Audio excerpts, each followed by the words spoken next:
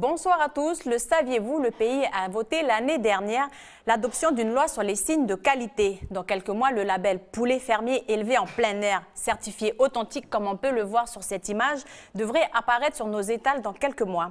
Il offrira aux consommateurs la garantie d'un poulet de qualité. Quels sont les critères qui garantissent ce niveau d'excellence? Réponse avec notre invité ce soir. Restez avec nous.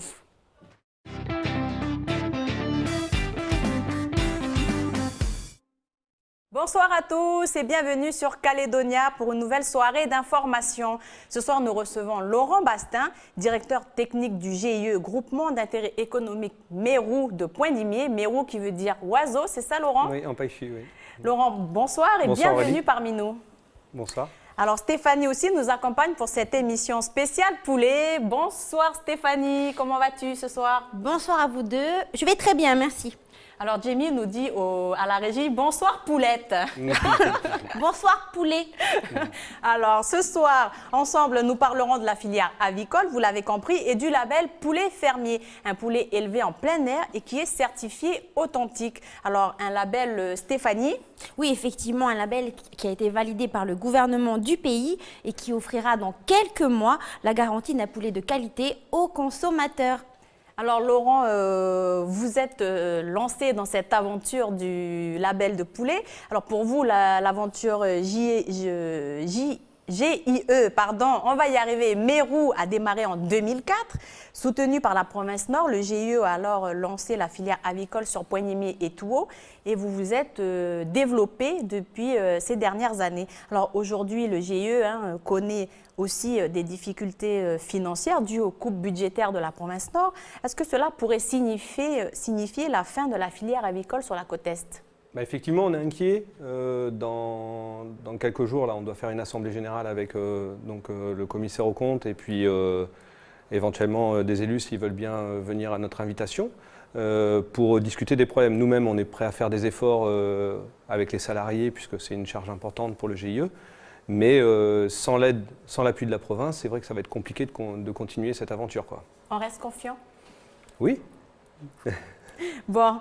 On va espérer que les choses se goupillent bien pour vous d'ici votre assemblée générale. Alors chaque année, les Calédoniens consomment 10 000 tonnes de poulet, alors que ce soit dans les mariages ou les enterrements, on consomme beaucoup de poulet importé. Alors c'est 700 tonnes seulement qui sont produites en Nouvelle-Calédonie. Cela représente 7% de la consommation locale. Une filière qui reste donc à développer. Quel avenir pour la filière avicole en Nouvelle-Calédonie? Peut-on concurrencer finalement le poulet importé? Des questions auxquelles nous répondrons dans votre émission ce soir avec notre invité. Mais tout de suite, la rubrique C'est comment?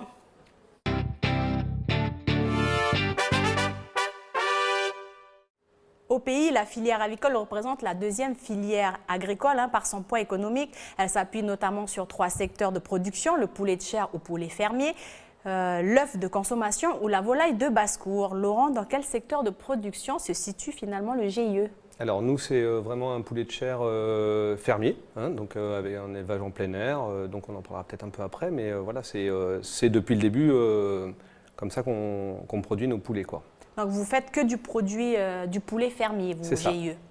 Alors, les éleveurs du GIE sont fournis en poussins d'un jour grâce à Marie-Solange Lepeu, qui vit à Ouagap, à Poindimié, que je vous propose de découvrir dans cet extrait. Quotidiennement, je ramasse les œufs et je les stocke dans une salle à l'intérieur du couloir. Tous les lundis, je fais des incubations.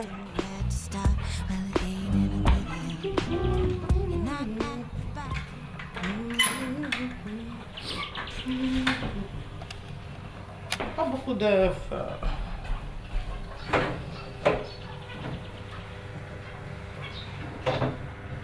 Là, je les stocke.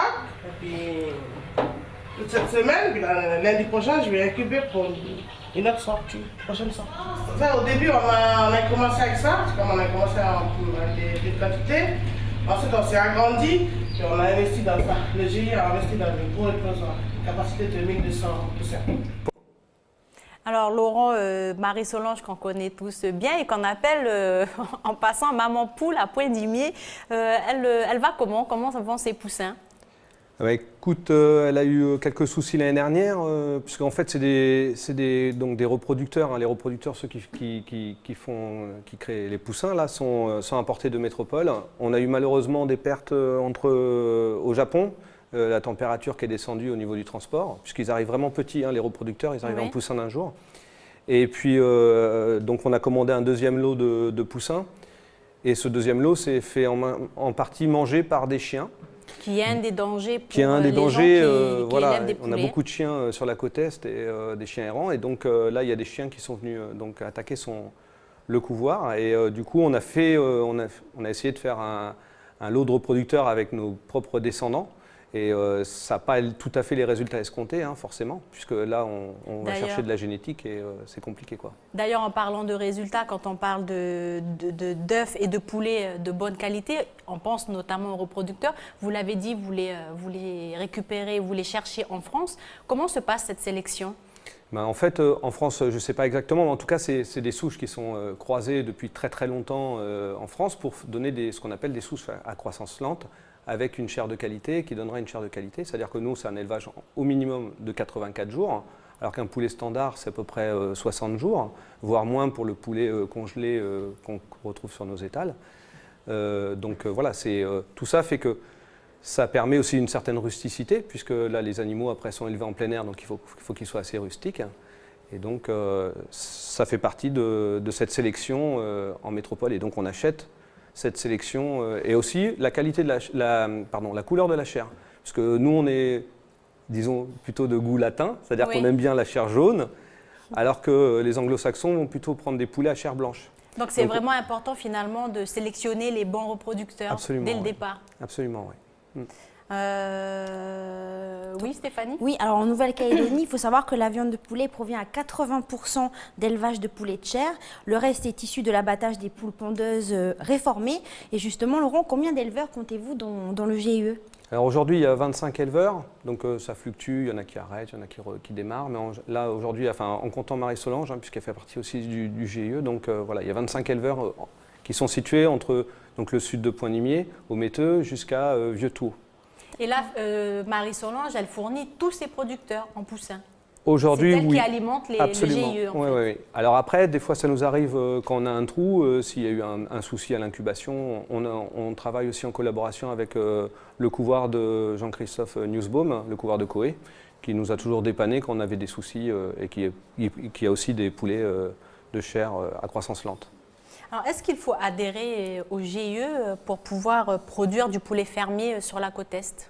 Alors, non, pas forcément. Si quelqu'un veut se lancer dans le poulet et qui a le marché, etc., il peut très bien, rien ne lui interdit de se lancer dans le poulet. Mais par contre, s'il veut obtenir des aides de la province, il est obligé de passer par le GIE. Alors, les 10 principaux exploitants du pays concentrent à eux seuls 75% du cheptel et sont majoritairement situés en province sud. Combien représente le cheptel du GIE ? Alors, nous, on produit à l'année à peu près une soixantaine de tonnes de poulets, ce qui fait à peu près 30 000 volailles produites à l'année, sachant que, par contre, en poulet fermier, on est les premiers sur le territoire. C'est-à-dire qu'en termes de quantité produite, on est quasiment les seuls à en faire avec Karim Aoum qui est sur Bourail et quelques petits éleveurs aussi sur le sud, mais on est les plus gros producteurs de poulets fermiers. Et les prix, quand vous vendez vos poulets, ils sont au même prix que ceux de Bourail, par exemple ? Oui, alors ça dépend, puisque des fois, lui, ça dépend où il vend, ça dépend comment il vend. S'il fait de la vente directe, il va vendre des fois un petit peu plus cher, ou au marché de gros, il peut. Mais par contre, dans les magasins, on a des contraintes face aux commerçants qui sont des fois, on est obligé de baisser nos prix. Alors, Douy est éleveur de poulets fermier à Pointe-Nimier. Alors son élevage compte à lui seul 900 volailles, si je me trompe. Chaque mois, il envoie en moyenne 300 poulets à l'abattage, donc à l'abattoir du GIE Mérou. Je vous propose d'aller à la rencontre de Douy, cet éleveur de la vallée d'Amois.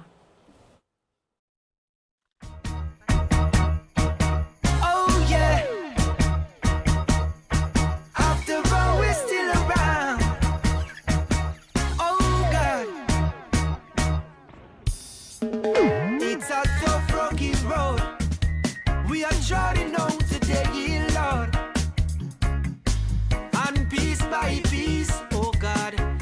everything is clear. Je m'appelle Duipo, je suis éleveur de poulets dans la vallée d'Amar, au pied du pic d'Amar. Depuis 2008, j'ai commencé à élever les poules.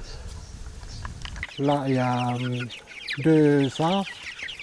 Quand c'est une âge, il y a 150 pour les 2, soit 4 semaines. We are shutting down today, Lord. And piece by piece, oh God, everything is clear. Wise men say things them are gonna change. You can't ignore it. Là, je nettoie parce que c'est sale l'eau. Il ne faut pas qu'il boit quand c'est sale. Quand c'est propre, il mange beaucoup.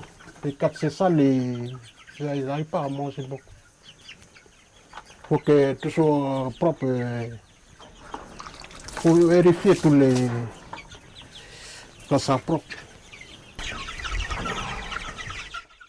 Je passe 6 heures dans tous les salles. Je commence au petit, puis après je monte voir ceux qui sont grands déjà. Voir s'il y a à manger, à boire. Puis quand c'est fini, après, je tourne ici à la maison pour voir s'il n'y a pas de chien. Des fois, le matin, quand j'arrive, je trouve les traces de chiens partout. Ça, c'est le soir quand c'est pas parce que c'est fermé.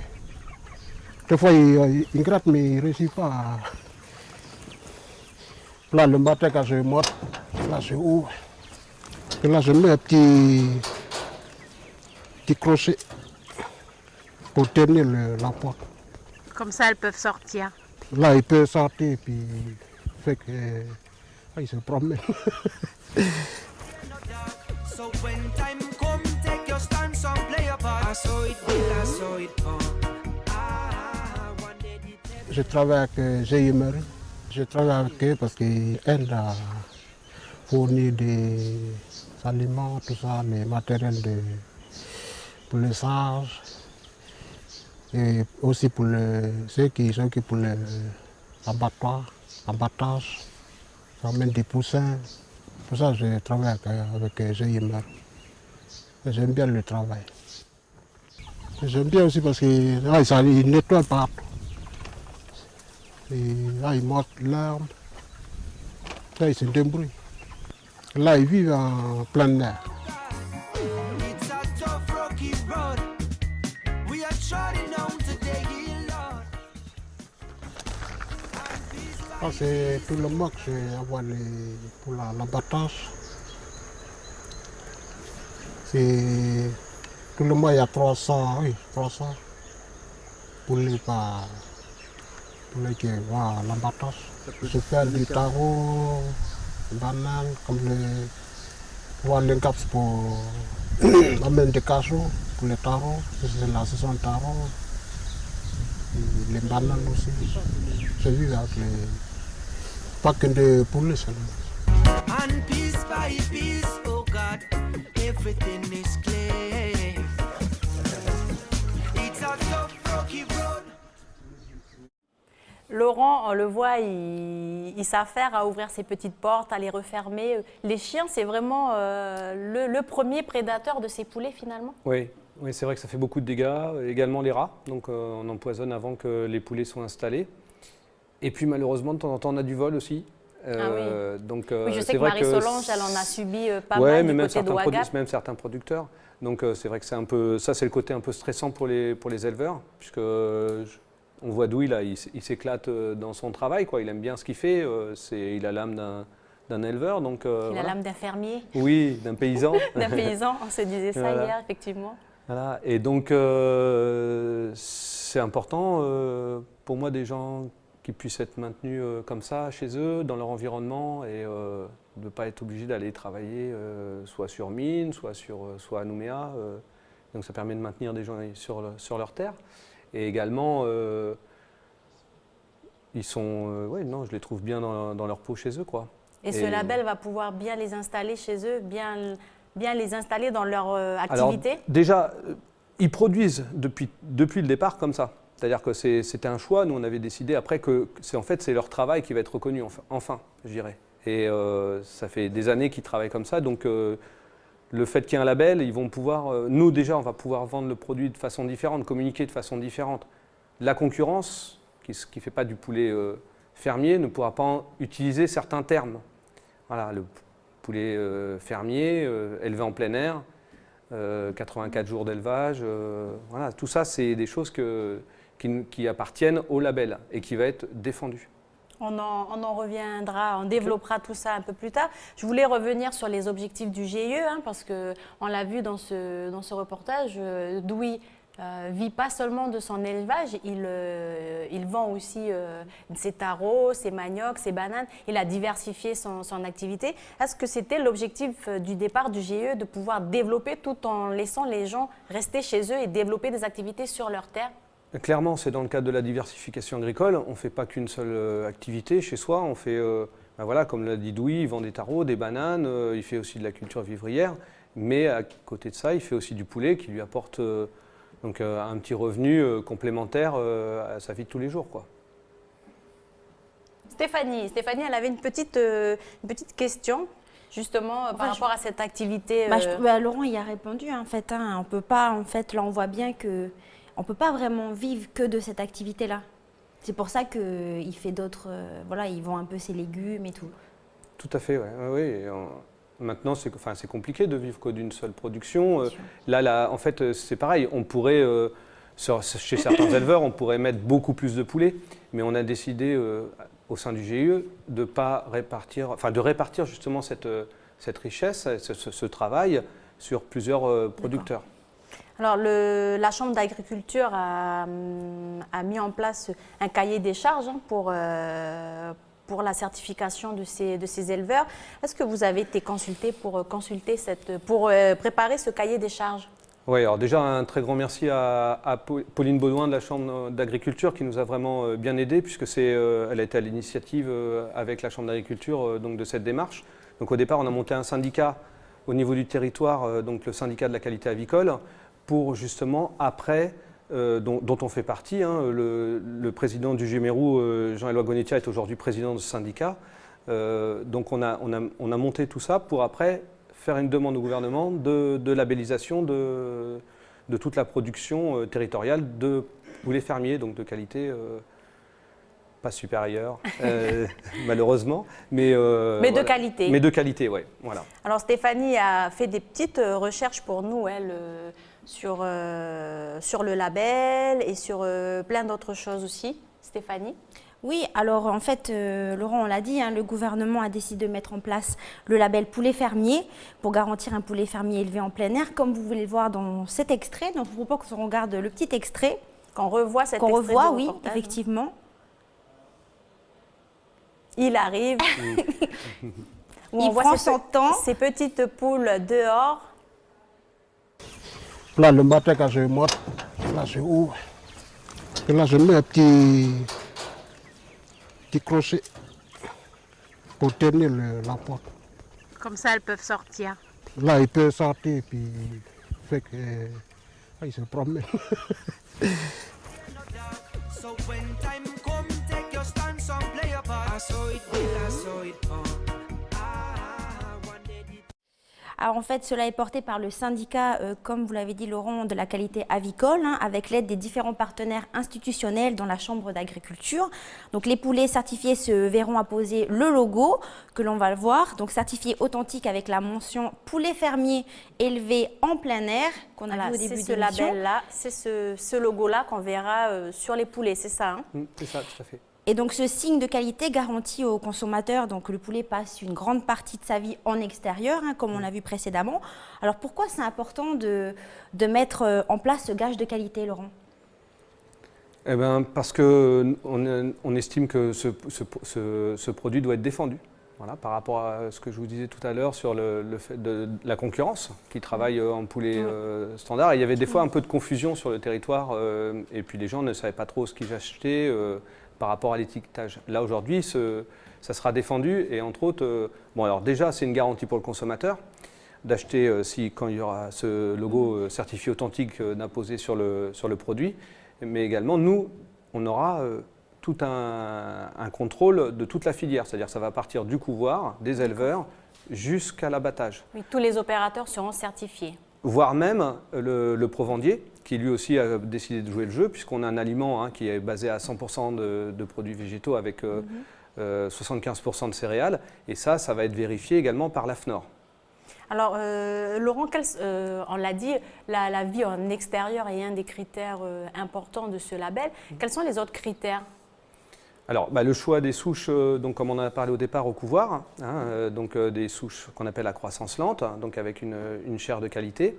Ensuite, on a donc l'alimentation, donc 100% de végétaux, 75% de céréales. Enfin, il y a la garantie sanitaire, c'est-à-dire que toute la filière va être contrôlée du début jusqu'à la fin. Et voilà, déjà, c'est important pour le consommateur, quoi. D'ailleurs, sanitairement, on en parlait hier, et ça m'a paru rigolo, c'est le fait de démonter à chaque fois ces arches, on appelle ça des arches, mais ce sont ces poulaillers, ces petits bâtiments d'élevage. Ces petits bâtiments, vous les démontez, les déplacez pour des raisons sanitaires. Oui. En fait, c'est pour éviter que les maladies s'installent à un endroit, donc là, c'est aussi pour le bon fonctionnement de l'exploitation de tous les éleveurs. Donc il y a un élevage de 3 mois et ensuite les arches sont démontées pendant 15 jours et sont déplacées à plus de 100 mètres de l'endroit où elles étaient posées pour éviter que les maladies telles que la coccidiose, qui est une maladie qui est véhiculée par les oiseaux, donc voilà, c'est aussi des bonnes pratiques, quoi. Est-ce que vous avez recours parfois à des antibiotiques? Non, on a la chance de ne pas en avoir besoin, parce que le poulet qu'on utilise est un poulet assez rustique. Les animaux ne sont pas surchargés non plus dans les bâtiments. Ils vont en plein air, donc il y a moins de risques que des poulets standards ou du poulet de chair élevé en bâtiment, quoi. Alors, je l'ai dit en début d'émission, les Calédoniens mangent 10 000 tonnes de poulet par an, et c'est beaucoup, et seulement 700 tonnes sont produites chez nous. Alors, on mange essentiellement du poulet importé d'Amérique du Sud. Alors, le poulet importé coûte en moyenne 400 francs le kilo, pour grosso modo 800 à 900 francs, voire plus, le poulet fermier. Alors, est-ce que la certification permettra finalement de trouver du poulet moins cher, de produire à moindre coût? Non, parce que de toute façon, on a des contraintes. Voilà, aujourd'hui, produire du poulet en province nord, ça coûte très cher sur la côte est. Après, c'est une façon de pouvoir donner du travail aux gens. Mais aujourd'hui, on est confronté à un prix d'aliment qui est très très cher. On est à 75 francs à peu près du kilo d'aliments. En métropole, on va tourner entre 20 et 30 francs du kilo. C'est pour vous donner une échelle à peu près de... Donc là, on a des contraintes qui font qu'on aura du mal à baisser nos prix. Après, ce qui est intéressant, c'est que pour le consommateur, il puisse savoir ce qu'il achète, quoi. Alors, oui, pardon Stéphanie. Non, vas-y. Vas-y. Non, je voulais, en fait, parce que j'ai fait des recherches et que justement par rapport à ce poulet importé, donc selon le réseau d'associations Coordiline, donc ce poulet, il est interdit quand même en Europe depuis 1997 et aux îles Fidji pour des raisons sanitaires. Donc il serait lavé au chlore avant exportation et donc potentiellement cancérigène. Et donc, justement, est-ce que vous avez des choses à dire par rapport à ça? Le souci, c'est que les gens ont besoin de s'alimenter. Quand on a un portefeuille qui n'est pas très rempli, c'est une source de protéines qui est intéressante à ce prix-là, quoi. Après, voilà, c'est vrai qu'on ne se fait pas forcément du bien à la santé en mangeant ce genre de produits. Alors après, il y a un projet de petits poulets qui viendrait en concurrence, mais qui va être aussi en concurrence avec nous, puisque ça sera du poulet frais. Donc là, c'est pareil, c'est important d'être bien démarqué en termes de communication.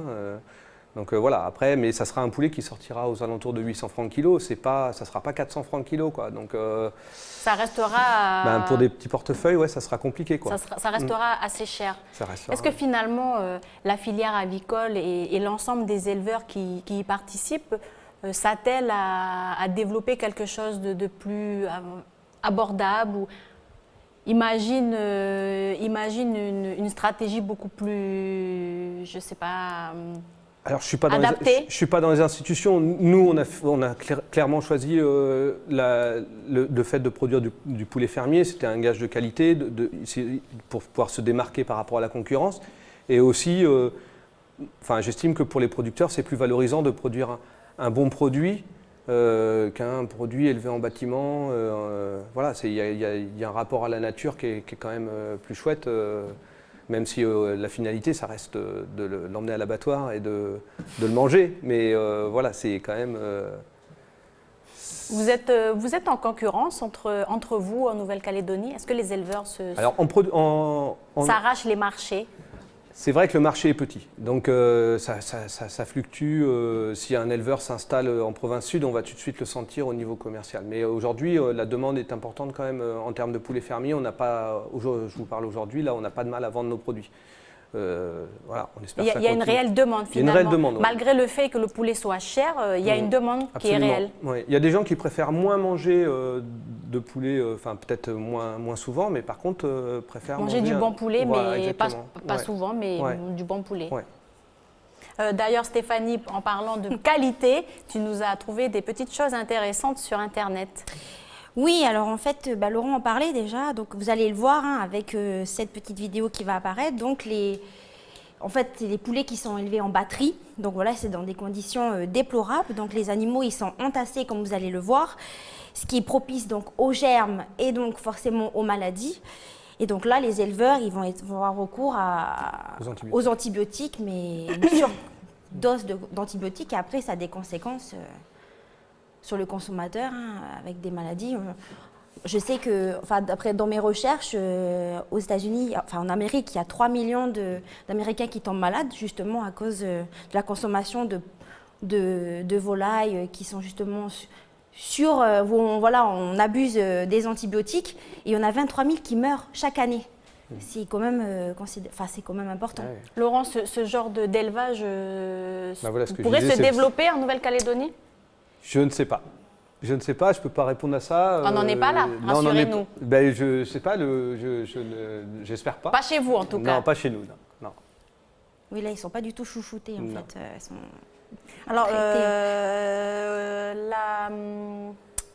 la démarche du label. Oui. Alors oui, je suis restée un peu choquée par ces images-là. Oui, parce que Stéphanie, elle est une fervente comment on appelle ça? Défense. Oui, j'adore les animaux, et c'est vrai que là, même si j'adore aussi manger le poulet, je pense qu'il faut quand même bien les traiter, les laisser en liberté pour qu'ils puissent s'épanouir. Puis je pense que le fait qu'ils soient en liberté, qu'ils s'épanouissent, après la qualité de la chair est meilleure. Tout à fait, ouais. Donc oui, la démarche du label est intéressante, comme tu le disais Aurélie, car elle intègre l'ensemble de la filière, du couvoir à l'abattoir. Tous les opérateurs seront certifiés. Donc Laurent, le GIE compte lui aussi décrocher le label pour ses éleveurs. Donc les poulets, est-ce que les poulets de la côte Est ont leur chance d'être certifiés authentiques?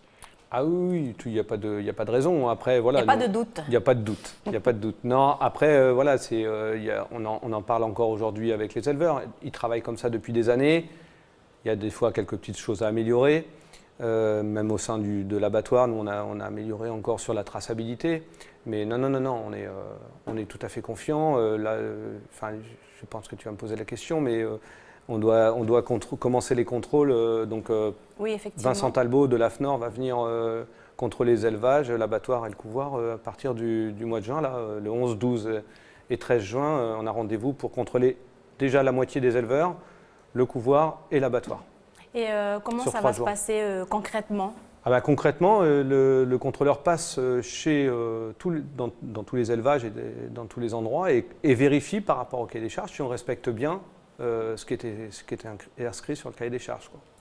Et du coup, dans combien de temps on pourrait voir ce logo déjà sur du poulet sur Alors les là, étals? c'est dommage que Pauline ne soit pas avec nous, mais elle pourrait nous le dire. Mais à partir du moment où les éleveurs vont être contrôlés et que toute la filière sera contrôlée, ça va être assez rapide. J'espère que d'ici avant la fin de l'année, on devrait pouvoir voir le logos premier logo. sur nos poulets, quoi. On avisera on restera en contact d'ailleurs avec Pauline de la Chambre de l'Agriculture pour avoir ces premières images de ces poulets avec ce logo.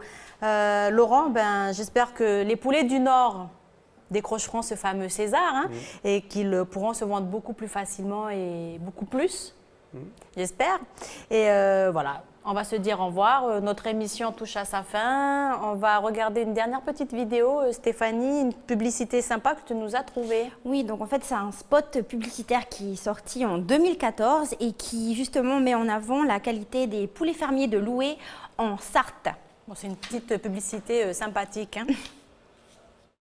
À Loué, un bon poulet est un poulet libre, fermier, élevé en liberté, nourri aux céréales locales. Loué, le bon goût partagé. Merci à tous de nous avoir suivis. Merci à Laurent de s'être déplacé sur Koné. Un dernier petit mot peut-être, Laurent, à nos consommateurs de poulets fermiers. Où est-ce qu'on peut vous trouver? Où est-ce qu'on peut acheter votre produit? Dans les principaux magasins, les grandes surfaces de Nouméa. Et après, sinon, on fait également de la vente directe, hein. Il suffit de contacter Jean-Pierre Bulle au 76 32 02. Voilà. Et puis, je tiens à remercier toute l'équipe parce que c'est vraiment sympa. Et on aime bien aussi regarder Calédonia parce que c'est une émission, enfin c'est des émissions en général intéressantes. Et, merci Laurent, ça voilà. fait plaisir. Merci Stéphanie de m'avoir aidé à préparer cette émission. Quant à nous, on se donne rendez-vous mardi prochain. Allez, bonne soirée.